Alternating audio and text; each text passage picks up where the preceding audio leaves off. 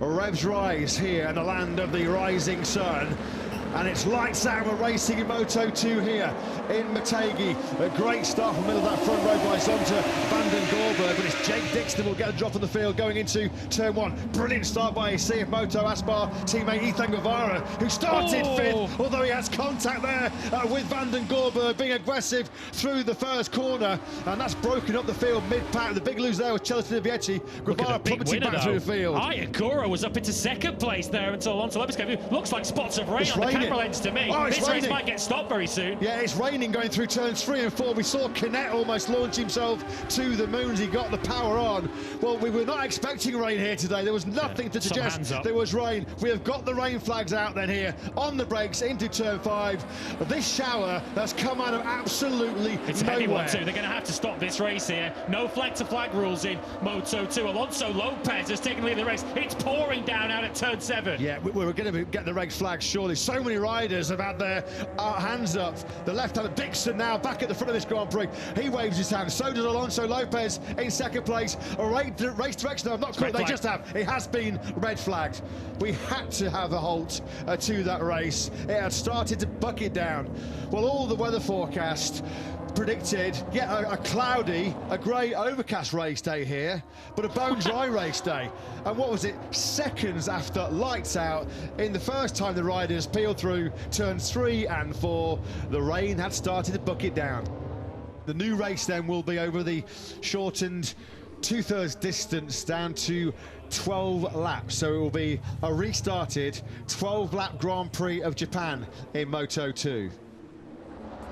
Number 75, former Moto3 world champion Arenas will have to start this 12-lap Grand Prix of Japan from pit lane.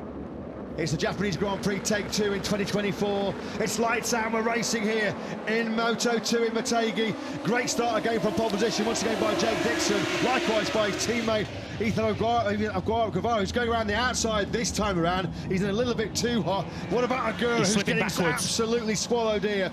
Tentative, conservative, as you'd expect, is Agura, and he is plummeting on the 79 bike. So is van den Gorberg. We saw a slick front. Is he also on a slick rear? Either way, he's dropping down the order. He's just got to stay with this and try and let the track conditions come to him. But it's an Aspar 1-2 out front. It's Dixon from Guevara.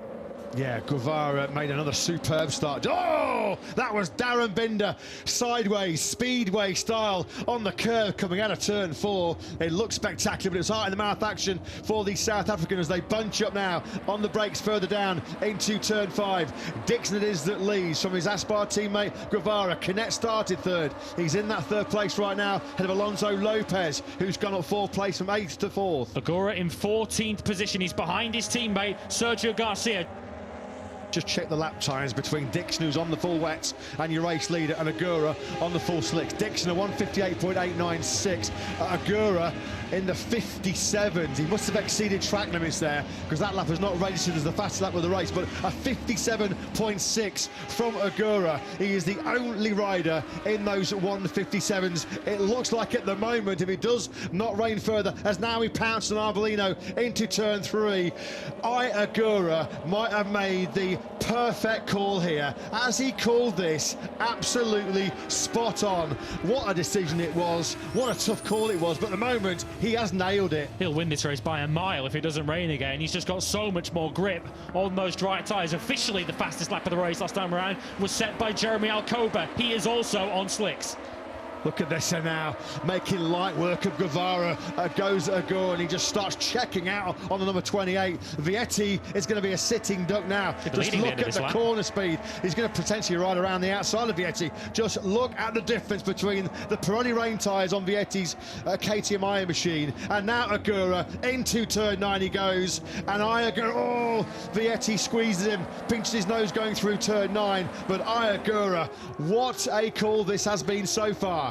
All he has to do here is just stay patient, just make the moves when he can. He doesn't have to take too many risks at this stage, although he does spot the gap on Celestino Vietti. He's got so much more grip as Vietti almost loops it coming out of turn 10. Just make the moves when you can. You've got 10 laps to go and so much more grip. Look at him cruising past Lopez. A warning sign there. Keep off the white lines, keep off the curbs. They're damp as hell as we saw Vietti nearly find himself into orbit.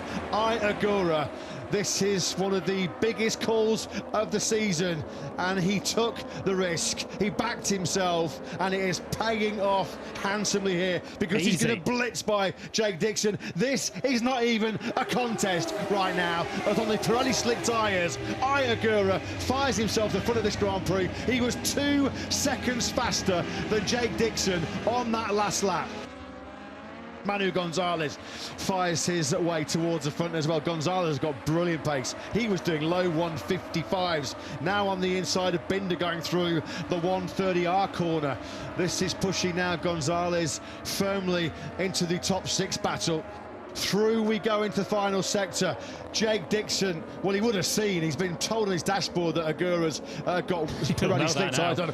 He would have known that. He got a right old rude awakening right here down the start-finish straight when Agura blitzed him. Gonzalez is going to do the same. This is no contest. This is a mismatch here in Motegi. Agura with a 153.838. He was nearly 5 seconds faster than Dixon in second place.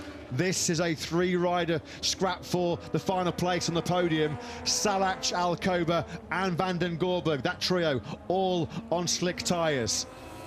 Gonzalez has got the greater grip by the looks of it, perhaps the greater will to win this Grand Prix. Ayagura surely must have one mind and one thought on the World Championship, particularly with the 18 now carving around the outside of him. Just love the clear visor of Manu Gonzalez, staring into the whites of his eyes as he now stares into the lead here of this Japanese Grand Prix. He has picked his move. He's made the move at turn 9. He has threatened the speed to break away from Ayagura. What does the Japanese rider do then now in response? How much risk will he take to try and win his home round for the second time in 3 years? Or will he just start thinking, okay, Gonzalez, we know he's not a championship threat. Let's just take the 20 points and move on to Australia. At the moment, it looks like Agura is going all in for the win.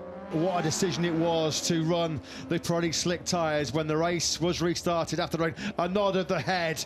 The great Grazzini Gonzalez gamble pays off big time here in Motegi as Manu Gonzalez takes his first ever Moto2 victory here in the Grand Prix of Japan. He takes the checkered flag 2.5 seconds clear of Ayagura. What a ride that was to take second place. Massive for the championship, and what a sight that is as well. Iko Kato, a son of 2001 250cc world champion Dojiro Kato. What a superstar Dojiro was in Japan. His son waves the checker flag.